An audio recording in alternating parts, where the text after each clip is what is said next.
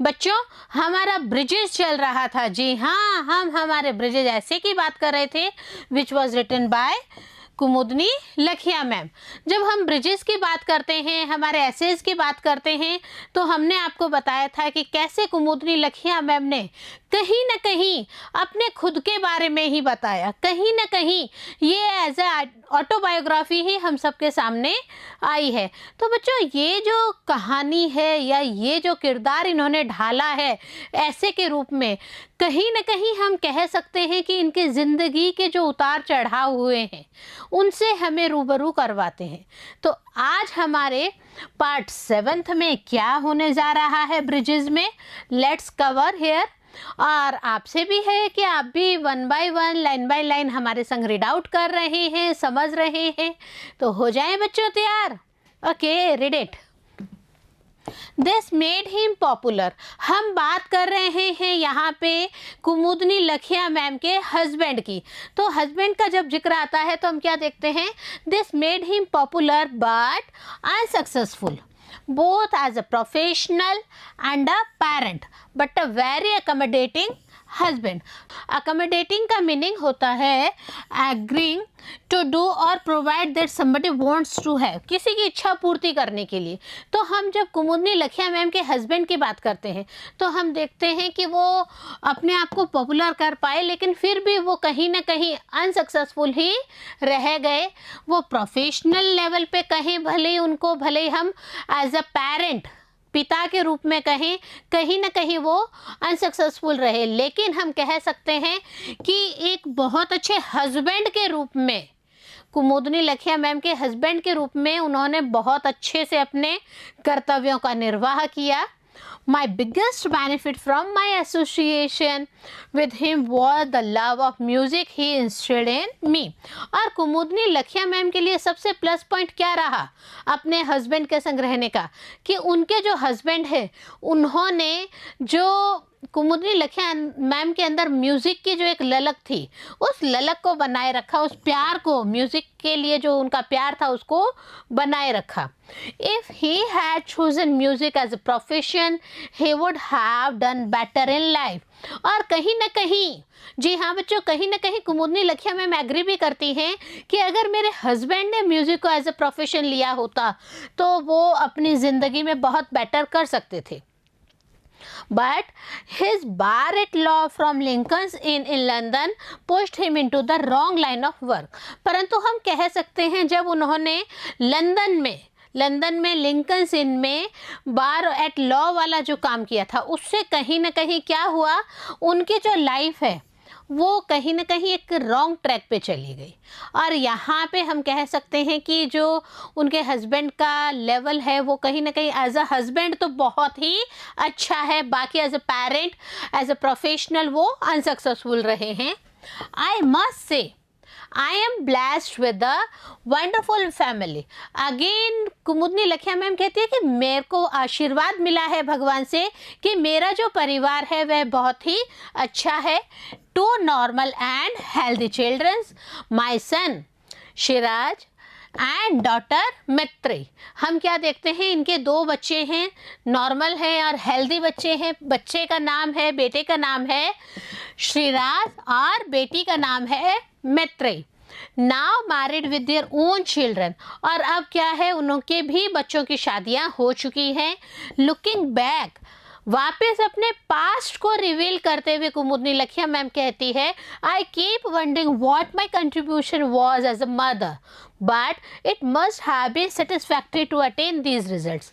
और कहीं ना कहीं अपने पास्ट को देखते हुए कुमुदनी लखिया मैम को ये रियलाइज़ होता है कि मैं अगर अपने पास्ट को देखती हूँ तो एज अ मदर मैं अपने बच्चों के लिए कितना कंट्रीब्यूट कर पाई, कितना समय दे पाई। तो कहीं ना कहीं एक ही पॉइंट निकल कर सामने आता है बच्चों, वह क्या है कि मैं एक अच्छा रिजल्ट लेने के लिए सेटिस्फैक्ट्री टाइम दे पाई, ज़्यादा टाइम नहीं दे पाई हूँ। And yet both are completely different in their attitudes and philosophies. और हम यहाँ पे कह भी सकते हैं कि कुमुदनी लखिया मैम के जो दोनों बच्चे हैं श्रीराज और मैत्रेयी, इनकी हम बात करते हैं तो दोनों के जो एटीट्यूड्स हैं वो टोटली कम्प्लीटली डिफरेंट हैं, उनकी फिलोसफीज टोटली डिफरेंट है। One has an extended sense of ambition and the other allow things to transpire as they are destined to. और हम क्या देखते हैं कि पहला एक है उनका बच्चा, वो तो क्या है, बहुत ही ज़्यादा एम्बिशियस है, जबकि दूसरा जो है वो ज़िंदगी में चीज़ों को गोइंग ऑन जैसा हो रहा है उसे होने दो वाली पोजीशन पे चलता है. The only point on which they agree is that they disagree with my profession. सिर्फ जो उनके बेटा और बेटी थे, अलग अलग ट्रैक्स थे पर अलग अलग उनकी सोच भी थी, पर हम बच्चों कह सकते हैं एक ही मुद्दा होता था जिस पे बहन भाई दोनों एग्री करते थे. जी हाँ, डिफरेंट एटीट्यूड वाले थे, डिफरेंट एम्बिशन वाले थे, सिर्फ एक मुद्दे पे उनका एग्री होना क्या था बच्चों, बता सकते हैं? जी हाँ, मदर ने जो प्रोफेशन अपना रखा था उस प्रोफेशन से दोनों कहीं ना कहीं अगेंस्ट थे. It is interesting to have this kind of variety in a family. लेकिन कहीं ना कहीं कुमुदनी लखिया मैम कहती हैं कि मुझे अपने परिवार में ऐसी अच्छी फैमिली मिलना बहुत ही इंटरेस्टिंग लगता है और मैं अपनी फैमिली से बाकायदा बहुत ही खुश हूँ. Living with a group of different personalities beneath one roof is like performing with other artists on stage. और कहीं ना कहीं कुमुदनी लखिया मैम ने जैसे स्टेज परफॉर्मेंसेस देती हैं उसी तरह से अपनी फैमिली के लिए भी क्या कहा कि मेरे परिवार में अलग अलग पर्सनैलिटीज़ के जो डिफरेंट पर्सनैलिटीज़ के जो लोग रहते हैं, मुझे ऐसा लग रहा है कि अलग अलग स्टेज पे जो आर्टिस्ट अपना किरदार निभा रहे होते हैं उसी तरह से मेरे फैमिली मेंबर्स भी अपना किरदार निभा रहे हैं. The equation, the space factor, vibrations and relationships must be taken into serious consideration. और हम यहाँ पे कह भी सकते हैं बच्चों, इक्वेशन का मतलब होता है एक ऐसा समीकरण, एक ऐसे क्वांटिटीज़ बनाना जहाँ पे सब इक्वल हो. तो यहाँ पे कहीं ना कहीं कुमुदनी लखिया मैम को लगता है the equation, the space factor, एक समीकरण बनाना, एक ऐसा एक दूसरे के बीच में स्पेस रखना, एक वाइब्रेशंस करना, एक रिलेशनशिप्स को मेंटेन करना, इसके लिए क्या करना होता है, सीरियसली हमें कहीं ना कहीं किसी न किसी मैटर को कंसीडर करना बहुत ही ज़रूरी हो जाता है. You are no longer performing solo. आप अकेले डांस नहीं कर रहे हैं, आप अकेले परिवार नहीं चला रहे हैं, आप अकेले स्टेज पे नहीं हैं, तो ये बहुत ही मुश्किल है. कुमुदनी लखिया मैम कहती है कि नो लॉन्गर सोलो आप नहीं परफॉर्म कर पा रहे हैं, आप फैमिली में हैं, तो फैमिली के हिसाब से ही आपको चलना पड़ेगा.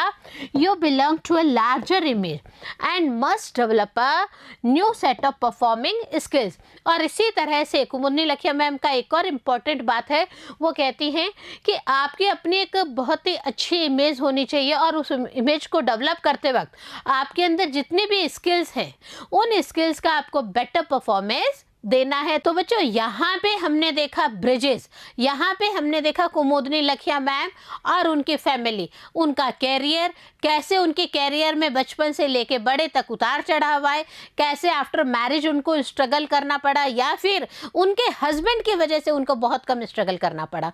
उनके बच्चे अलग अलग मेंटेलिटी के थे बट एक ही जगह वो फेवर में आते थे कि मदर का प्रोफेशन सही नहीं है. तो हम देख सकते हैं ब्रिजेस में कुमुदनी लखिया मैम की बातें, हम देख सकते हैं कैसे ब्रिजेस जो हैं उनके विचारों के ब्रिज को लेकर आया है. मिलते हैं बच्चों नेक्स्ट पार्ट में नेक्स्ट वीडियो के संग. तब तक बने रहिए बिंदु के साथ, पढ़ते रहें और आगे बढ़ते रहें.